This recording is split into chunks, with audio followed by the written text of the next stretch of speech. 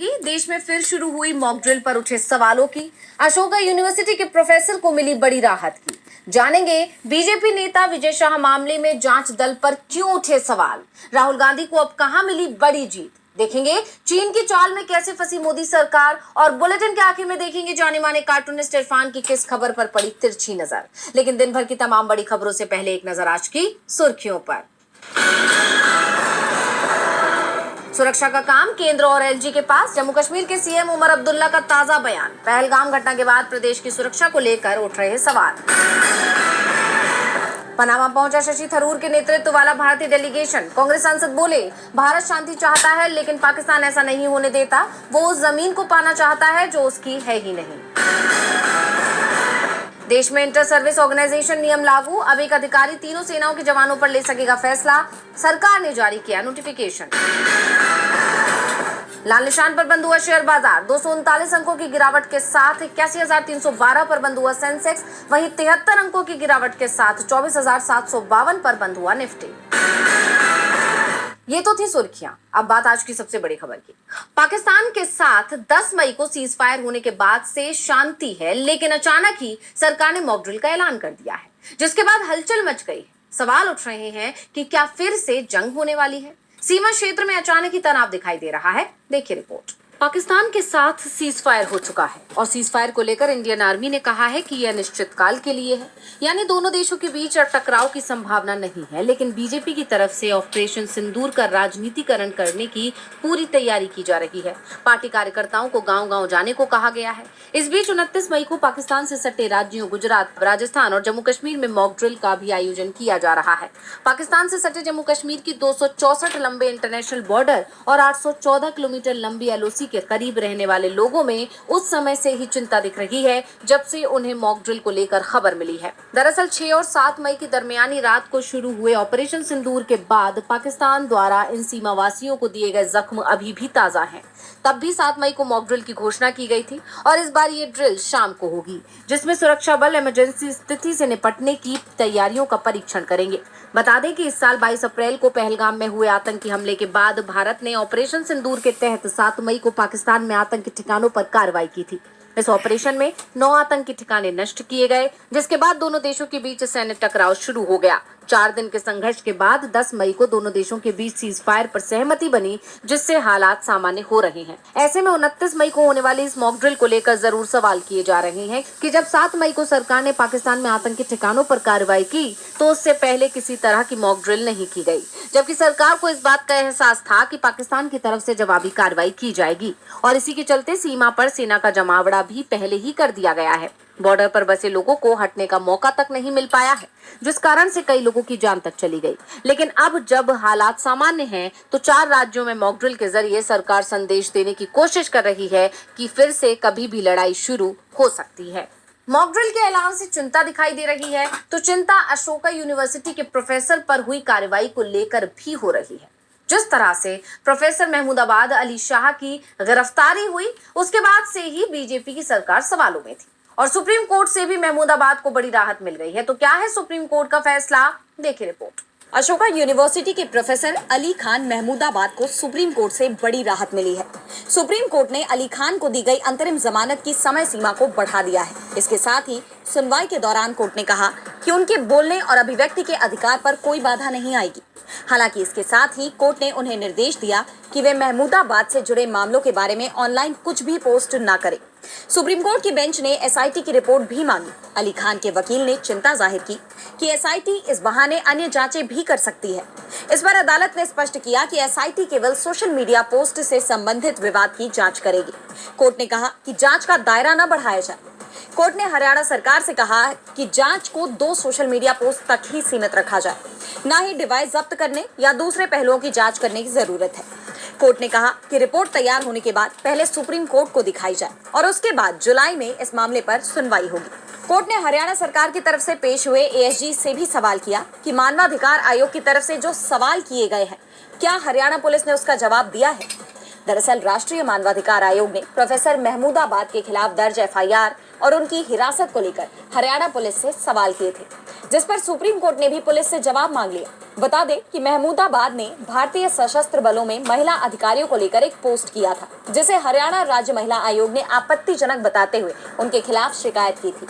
इस शिकायत के तुरंत बाद 18 मई को उन्हें गिरफ्तार किया गया था, लेकिन अब उन्हें सुप्रीम कोर्ट से राहत मिल चुकी है। महमूदाबाद के एक पोस्ट पर एफआईआर होती है और तुरंत गिरफ्तारी भी होती है। पुलिस अधिकारी भी नहीं बता पा रहे हैं कि इस पोस्ट में आपत्तिजनक क्या है। दूसरी तरफ बीजेपी के नेता और मध्य प्रदेश सरकार में मंत्री विजय शाह बेहद आपत्तिजनक बयान देते हैं। गवाह सबूत सब कुछ सामने है, लेकिन उनके खिलाफ कार्रवाई नहीं हो रही है। सुप्रीम कोर्ट ने एसआईटी बनाई है, लेकिन अब ये एसआईटी ही सवालों में है। देखिए रिपोर्ट। कर्नल सोफिया कुरैशी को आतंकियों की बहन बताने वाले मध्य प्रदेश के मंत्री विजय शाह को बड़ी राहत मिली है। सुप्रीम कोर्ट ने शाह के खिलाफ जबलपुर हाईकोर्ट में चल रही सुनवाई को बंद करने का आदेश दिया है। इसके साथ ही एसआईटी को भी जांच के लिए और समय दे दिया है। अब इस मामले की अगली सुनवाई जुलाई के तीसरे सप्ताह में होगी, यानी विजय शाह को 50 दिन का समय मिल गया है। यहाँ सबसे बड़ा सवाल एसआईटी पर ही उठ रहा है। एसआईटी जांच के लिए और समय मांगा गया, लेकिन अब तक जो जांच की गई है वो ही सवालों में है। सुप्रीम कोर्ट के आदेश में गठित एसआईटी ने अभी तक विजय शाह से पूछताछ नहीं की है। जिस कार्यक्रम में विजय शाह ने बयान दिया, उस कार्यक्रम में बीजेपी विधायक उषा ठाकुर भी मंच पर मौजूद थी, जो कि पूरे मामले की मुख्य गवाह भी मानी जा रही है। कार्यक्रम भी उषा ठाकुर के विधानसभा क्षेत्र में हुआ था, लेकिन एसआईटी ने उषा ठाकुर से भी पूछताछ नहीं की है। और सबसे बड़ी बात, एसआईटी ने विजय शाह के बयान वाले वीडियो की जांच भोपाल की लैब से कराने का फैसला किया। इसके लिए लैब को पत्र भी भेजा गया। बता दें कि मध्य प्रदेश में ऐसी कोई भी लैब नहीं है जो वीडियो में हुई छेड़छाड़ को लेकर जांच कर सके। ऐसे में भोपाल लैब की तरफ से भी एसआईटी को जवाब दे दिया गया कि हमारे यहाँ जांच की सुविधा नहीं है, जिसके बाद सवाल उठ रहे हैं कि क्या एसआईटी की तरफ से जांच को लटकाने की कोशिश हो रही है। ना तो वो गवाहों से पूछताछ कर रही है, वीडियो की जांच के नाम पर भी खेल हो रहा है। और सबसे बड़ी बात तो ये है कि विजय शाह खुद ये कबूल कर रहे हैं कि जो वीडियो में दिख रहा है वो पूरा सच है। इसे लेकर वो 3 बार माफी मांग चुके हैं। फिर एसआईटी क्यों केस को खींच रही है? विजय शाह को बचाने की कोशिश लगातार हो रही है, तो विपक्ष के नेताओं को फंसाने का अभियान भी चल रहा है। विपक्ष के नेता राहुल गांधी पर देश के अलग अलग स्थानों पर मुकदमे दर्ज कराए जा रहे हैं, लेकिन ये मामले कोर्ट में ठहर नहीं पा रहे हैं। 2 दिन में राहुल गांधी को देश की अलग अलग अदालतों में बड़ी राहत मिली है। तो क्या है मामला, देखिए रिपोर्ट। लोकसभा में विपक्ष के नेता राहुल गांधी को बड़ी राहत मिली है। उत्तर प्रदेश के वाराणसी जिले की एमपी एमएलए कोर्ट ने राहुल के खिलाफ याचिका को खारिज कर दिया है। राहुल गांधी को ये राहत हेट स्पीच मामले में दी गई है। साथ ही कोर्ट ने याचिकाकर्ता को केंद्र सरकार और राज्य सरकार से इजाजत पत्र लाने को कहा है। बिना अनुमति पत्र की याचिका खारिज कर दी गई। राहुल गांधी के खिलाफ परिवारवाद खारिज कर दिया गया है। राहुल गांधी पर श्री राम को लेकर विवादित टिप्पणी करने का आरोप है। ये याचिका हाल ही में राहुल गांधी के अमेरिकी विश्वविद्यालय में दिए गए भाषण पर आधारित थी, जिसमें उन्होंने भगवान राम को पौराणिक व्यक्ति कहा था। बता दें कि कोर्ट ने याचिका को गैर स्थायी करार दिया और इसे खारिज कर दिया। वाराणसी की अदालत में अतिरिक्त मुख्य न्यायिक मजिस्ट्रेट नीरज कुमार त्रिपाठी ने कहा कि भारतीय नागरिकता सुरक्षा संहिता यानी बीएनएस 2023 के प्रावधानों के तहत ऐसे मामलों में पहले केंद्र या राज्य सरकार या जिला मजिस्ट्रेट से अनुमति लेना जरूरी है। वकील हरिशंकर पांडे ने बताया कि कोर्ट ने इस मामले को खारिज करते हुए कहा कि याचिका दायर करने से पहले सरकार से इजाजत ली जानी चाहिए। अब वकील पांडे ने कहा कि वो जिला मजिस्ट्रेट से इजाजत लेने के बाद फिर से याचिका दायर करेंगे। आपको बता दें कि 12 मई 2025 को वकील हरिशंकर पांडे ने शिकायत दर्ज कराई थी। अब इस मामले में कोर्ट का फैसला राहुल के पक्ष में आया है। बता दें कि इससे पहले राहुल गांधी को सावरकर मामले में सुप्रीम कोर्ट से बड़ी जीत मिली थी और अब एक और मामले में राहुल को राहत मिल गई है। बीजेपी विपक्ष के नेताओं को टारगेट कर रही है, लेकिन जिसे टारगेट करना चाहिए वहां चुप्पी साध लेती है। पीएम मोदी अपने भाषण में चीन का नाम तक नहीं ले रहे हैं, तो दूसरी तरफ चीन भारत की परेशानियां लगातार बढ़ा रहा है और नदी जल को लेकर बड़ी खबर सामने आई है, जिसे मोदी सरकार सवालों में है। तो क्या है मामला, देखेंगे रिपोर्ट में। भारत ने 6 दशक पुराने सिंधु जल समझौते को स्थगित कर दिया है, जिसके बाद पाकिस्तान को नदी के पानी से जुड़े डेटा नहीं दिए जा रहे हैं और इसके चलते पाकिस्तान के सामने बाढ़ की समस्या खड़ी हो रही है। मोदी सरकार पाकिस्तान को तो तेवर दिखा रही है और उसके बाद सिंधु जल समझौते पर बातचीत को भी तैयार नहीं है, लेकिन इस बीच एक आरटीआई में हुए खुलासे ने मोदी सरकार पर ही सवाल उठा दिए हैं। जल शक्ति मंत्रालय ने आरटीआई में इस बात का खुलासा किया है कि चीन ने साल 2022 से ही नदियों से जुड़ा कोई डेटा भारत के साथ शेयर नहीं किया है, जबकि इसके लिए करार हुआ था। 2022 के बाद से चीन से हाइड्रोलॉजिकल डेटा या हाइड्रो स्ट्रक्चर के बारे में कोई भी जानकारी नहीं मिली है, जबकि ब्रह्मपुत्र नदी पर MOU 5 जून 2023 और सतलुज नदी पर समझौता 6 नवंबर 2020 को खत्म हो चुका है। दरअसल Last warning. भारत की जल सुरक्षा और बुनियादी ढांचे के विकास के लिए काफी अहम है, खासकर ब्रह्मपुत्र और सतलुज जैसी ट्रांस बाउंड्री नदियों को लेकर, जो चीन से ही आती है। ये डेटा भारत के बाढ़ पूर्वानुमान, अर्ली वार्निंग सिस्टम, बांधों और पुलों जैसे बुनियादी ढांचे की प्लानिंग और मैनेजमेंट के लिए बेहद जरूरी है। लेकिन चीन ने 2022 से ही ये जानकारी देना बंद कर दिया है। और जब मोदी सरकार से ये पूछा गया कि आखिरकार उन्होंने ब्रह्मपुत्र और सतलुज नदी पर MOU रिन्यू क्यों नहीं किए, तो मंत्रालय की तरफ से इसका जवाब नहीं दिया गया। इस बीच सैटेलाइट पिक्चर में भी ये साफ हुआ है कि सतलुज नदी में पानी का बहाव तेजी से कम हुआ, यानी चीन भारत को डेटा नहीं दे रहा है और साथ ही पानी को भी रोक रहा है, जबकि भारत सिंधु जल समझौते को भले ही रोके हुए है, लेकिन पानी नहीं रोक रहा। सिर्फ पानी छोड़ने की जानकारी पाकिस्तान को नहीं दी जा रही है। ऐसे में चीन को लेकर मोदी सरकार की चुप्पी पर सवाल खड़े हो गए हैं। चीन भारत को नदियों के जल से जुड़ा डेटा नहीं दे रहा है, जिससे भारत के कई हिस्सों में अचानक बाढ़ की समस्या पैदा हो रही है। ऐसे में सवाल बीजेपी सरकार पर उठ रहे हैं। तो बीजेपी की मुश्किलें देश के हर राज्य में बढ़ती हुई भी दिख रही हैं। तमिलनाडु में 1 साल के अंदर चुनाव होने हैं और चुनाव से पहले राज्य में इंडिया गठबंधन मजबूत हो रहा है और अब कमल हसन की पार्टी भी इंडिया में शामिल होने को तैयार हो गई है। तो क्या है खबर, देखेंगे रिपोर्ट। तमिलनाडु से बड़ी खबर सामने आई है। DMK ने अपने गठबंधन पार्टनर मक्कल निधि मय्यम यानी MNM को 1 राज्यसभा सीट दी है और इसके बाद MNM ने अपने लीडर कमल हासन को राज्यसभा उम्मीदवार बनाया है। MNM के नेता मुरली अब्बास ने कहा कि पार्टी ने कमल हासन को राज्यसभा भेजने का प्रस्ताव पास कर लिया है। DMK ने अपने 3 और उम्मीदवारों के नाम भी फाइनल किए हैं। सलमा, जो कवयित्री रुकैया मलिक हैं, वकील P विल्सन और SR शिवलिंगम। ये राज्यसभा चुनाव 19 जून को होंगे।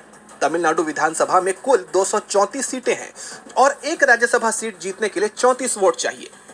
DMK के नेतृत्व वाले इंडिया गठबंधन के पास 158 विधायक हैं, जिसमें DMK के 133, कांग्रेस के 17, VCK के 4, CPI और CPM के 2-2 विधायक शामिल हैं।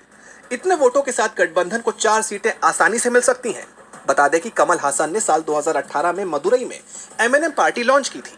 2024 के लोकसभा चुनाव में MNM ने हिस्सा नहीं लिया, बल्कि इंडिया गठबंधन के लिए प्रचार किया। इसके बदले DMK ने उन्हें राज्यसभा सीट देने का वादा किया था।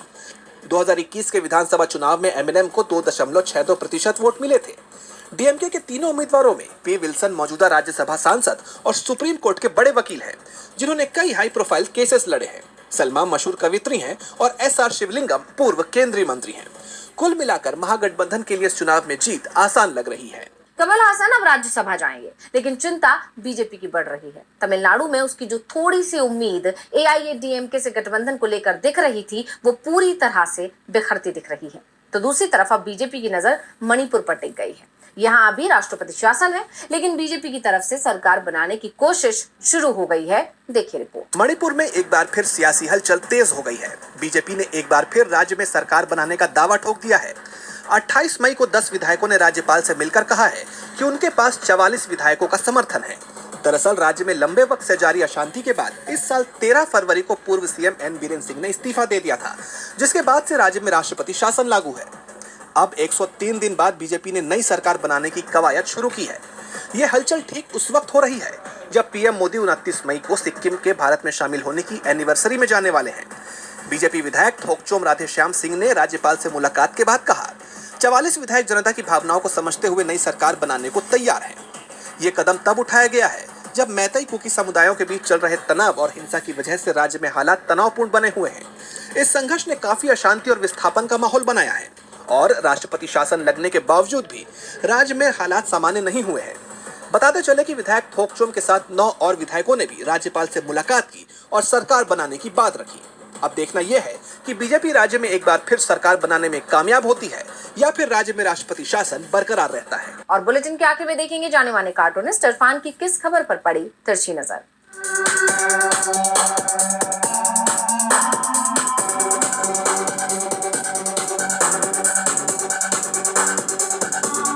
लीजिए, गोवा की बीजेपी सरकार के मंत्री ने तो अपने यही अघोषित धारा 370 लगा दी। उन्होंने कहा कि गोवा में वहाँ के लोग दिल्ली के लोगों को ज़मीन न बेचें, क्योंकि उनकी ज़मीन खेती के लायक नहीं रहेगी, वहाँ पर घर बन जाएंगे। अब देखिए, यही बात तो कश्मीरी भी कहा करते थे कि उनके अधिकार जो हैं उनको संरक्षित कैसे किया जाएगा, कैसे सुरक्षित रहेंगे। वो चाहते थे कि बाहर के लोग आकर के यहाँ पर कोई प्रॉपर्टी ना खरीदें, यहाँ पर किसी तरह का भीड़ न लगाएं, यहाँ पर कोई कब्जा न कर लें। और उसी बात का सबसे ज़्यादा अगर किसी को दर्द था तो बीजेपी को था। अंततः 370 धारा वहाँ से हटा दी गई। शायद उस धारा के अंदर ये एक ज़रूरी हिस्सा था कि बाहर के लोग प्रॉपर्टी न लें, यहाँ पर आकर के भीड़ भाड़ न करें। और यही दर्द, यही खतरा शायद अब गोवा में है, इसीलिए गोवा के मंत्री जी भी यही बात कह रहे हैं।